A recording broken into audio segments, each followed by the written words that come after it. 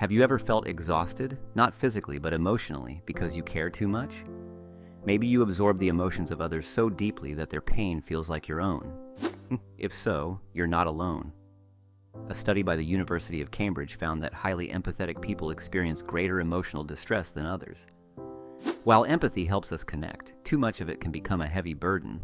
Let's explore why caring too much can actually hurt you and how to protect yourself while still being compassionate. The emotional weight of empathy. Empathy allows us to feel what others feel, but when you constantly take on the emotions of those around you, it can lead to emotional exhaustion. Studies show that excessive empathy can trigger anxiety, stress, and even symptoms of depression.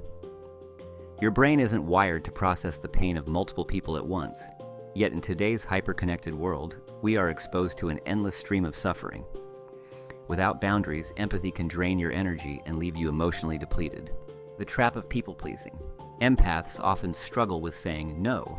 They feel responsible for fixing others' problems, even at their own expense. This can lead to people-pleasing behavior, prioritizing everyone else's needs while neglecting their own. The problem? When you constantly give, you leave little room for your own well-being.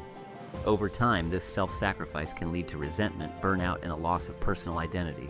The stress of emotional contagion. Emotions are contagious.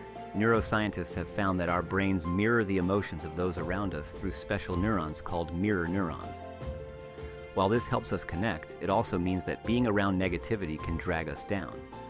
This is why highly empathetic people often feel drained after being around others who are angry, anxious, or sad. They unconsciously absorb those emotions, carrying them long after the interaction is over. Compassion fatigue when helping hurts. Ever heard of compassion fatigue? It's a form of burnout common in caregivers, therapists, and those who work in emotionally demanding fields. But you don't have to be a professional to experience it.